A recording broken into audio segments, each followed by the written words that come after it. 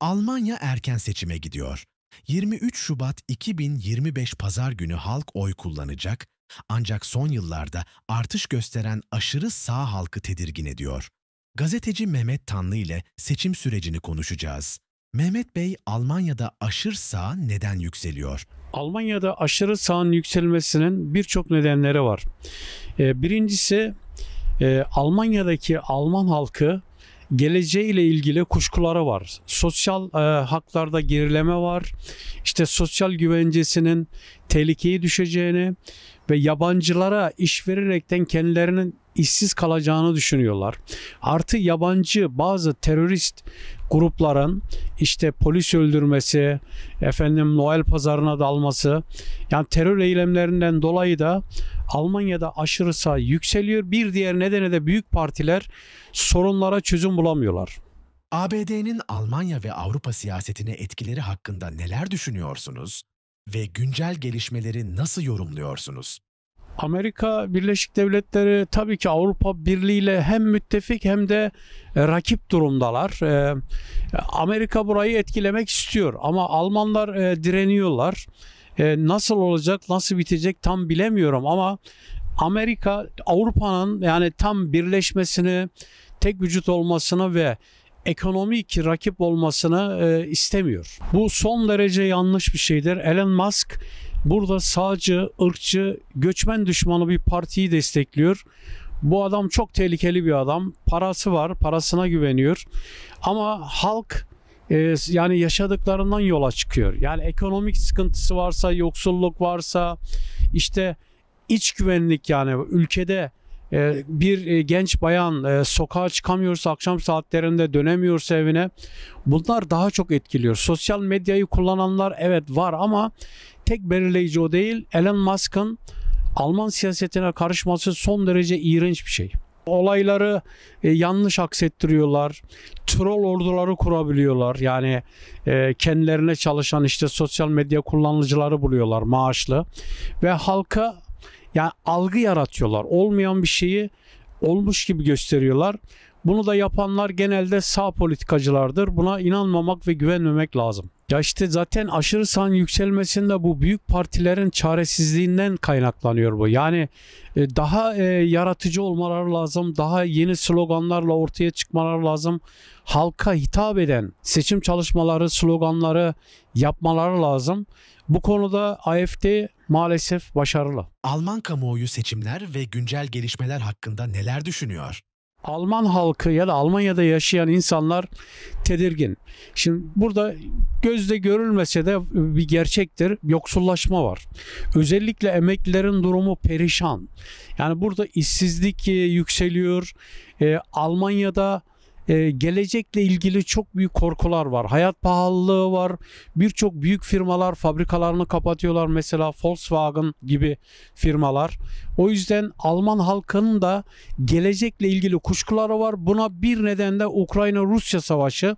İşte Rusya'nın buraya da saldıracağını düşünüyor Almanlar ve bu konuda gerçekten tedirginler. Ben de tedirginim, açık söyleyeyim. Almanya nüfusu yaşlanan bir ülke. Almanlar diğer uluslara göre daha az çocuk yapıyorlar.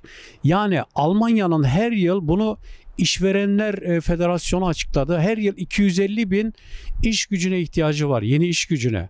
Onun için yasaları değiştirdiler. Yeni kalifiye iş gücü yasasını hayata geçirdiler. Yani Avrupa Birliği dışından 250 bin her yıl işçiye ihtiyaç var.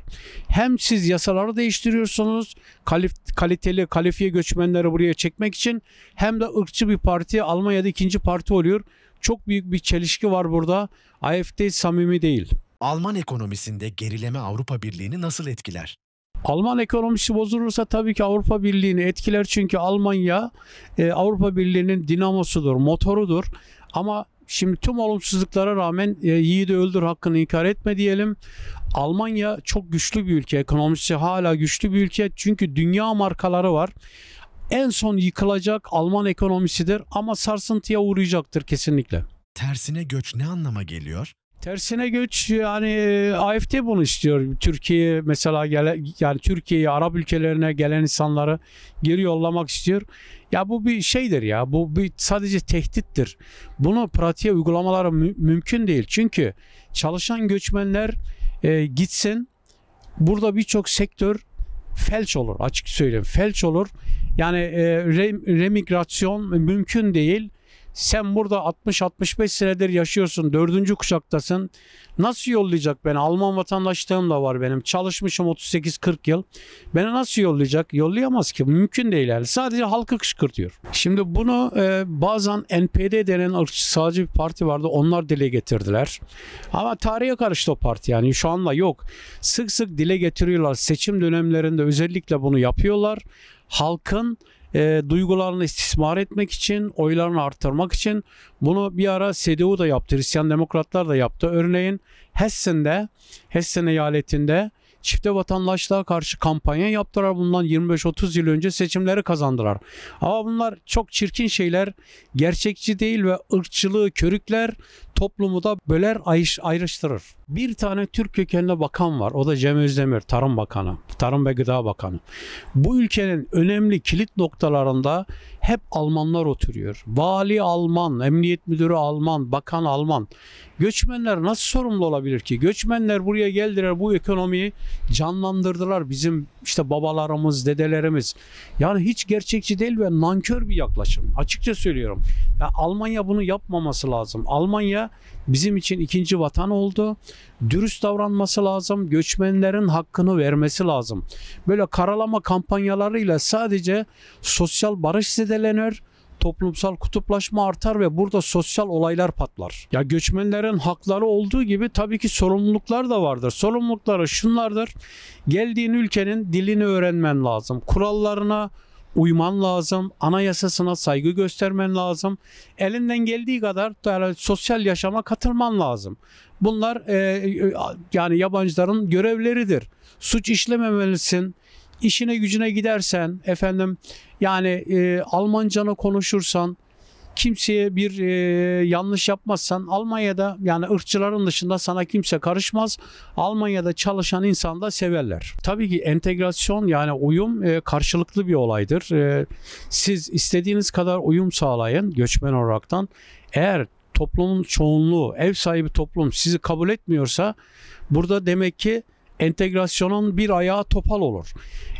Alman toplumunun da sizin kültürünüze saygı duyması lazım.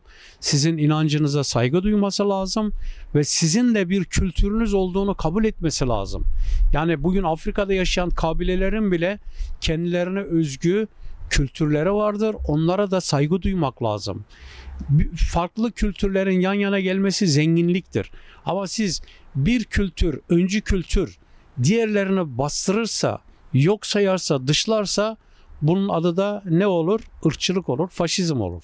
Hristiyan Demokrat Birlik, Hristiyan Sosyal Birlik partilerinin iktidara gelmeleri durumunda 27 Haziran 2024'te yürürlüğe giren, çifte vatandaşlık hakkı tanıyan, vatandaşlık yasasını iptal edileceği açıklamasını nasıl yorumluyorsunuz? Bu anayasaya da aykırı bir olay. Yasaların değişmesi lazım. Bunu öyle uygulamak hiç de kolay değil ve büyük haksızlık olur. Yani her insan hata yapabilir, kaza yapabilir, mahkemede davası olabilir. Yani çifte vatandaşlık ya da verilmiş vatandaşlık hakkı anayasal bir haktır. Onu alırken birçok şartları yerine getirmeniz lazım. O yüzden antidemokratik olur, hiç demokratik olmaz. 23 Şubat seçimlerinden sonra nasıl bir Almanya'ya uyanacağız? Valla daha iyi bir Almanya istiyorsak elimizi taşın altına koymamız lazım. Seçim zamanı oy vermeye gitmemiz lazım. Eğer oy hakkımız varsa, Alman vatandaşlığımız varsa, Almanya'daki toplumsal olaylara uzak kalmamamız lazım. Alman medyasını da izlememiz lazım. Almanlarla iyi ilişkiler kurmamız lazım. Yani hak verilmez alınır. Politik çalışmalar da önemlidir. Bunun içinde işte derneklerimiz var, çatı örgütlerimiz var biliyorsunuz. Büyük inanç kurumları var. Onların hepsi Almanya'daki sosyal olayları yakından takip etmesi lazım. Üyelerini bilgilendirmesi lazım ve bizim yani sorumluluk almamız lazım. Şimdi mesela AfD'ye karşı büyük mitingler yapıldı geçen yıl. Yani oralarda bizim göçmenlerin katılımı çok azdı. Oralara daha çok göçmenin gitmesi lazım. Yani biz Almanlarla birlikte olumsuz ne varsa Almanya'da itiraz etmemiz lazım. İyi bir Almanya umarım bizi bekliyordur. Umarım savaş olmaz. Savaş buraya sıçramaz. Rusya-Ukrayna savaşı. Onun dışında dediğim gibi Yani Almanya'da ırkçılar iktidara gelirse bizi çok kötü günler bekliyor. Eyaletlerde, federal düzeyde bunu engellememiz lazım. O yüzden bu seçimler çok önemli. Oy vermeye gitmemiz lazım. Akrabalarımızı, işte arkadaşlarımızı, oy hakkı olanları mutlaka sandığa yönlendirmemiz lazım. Bunun için de sizin yaptığınız yayın bu çok anlamlıdır. Teşekkür ediyorum size. Valla Erkin Ses'i ben yani yakından takip etmeye çalışıyorum. Çok güzel çalışmaları var. Daha iyi yerlere hak ediyor. Bunun için de halkımızın destek vermesi lazım. Yani medya çok çok önemli bir olay. Erkin Ses güzel çalışmalar yapıyor. Umarım bu daha geniş kesim tarafından fark edilecektir, destek görecektir. Erkin Ses'e destek verelim. İnanılmaz güzel şeyler yapılıyor. Ben şahsen destekliyorum Erkin Ses'in çalışmalarını ve vatandaşlarımıza da Erkin Ses'in medya sayfasını, web sayfasını yani izlemelerini, okumalarını, takip etmelerini tavsiye ederim. Çünkü gerçekten özveriyle profesyonelce çalışılıyor. Karşılık beklemeksizin. Erkin Ses'e teşekkür ediyorum.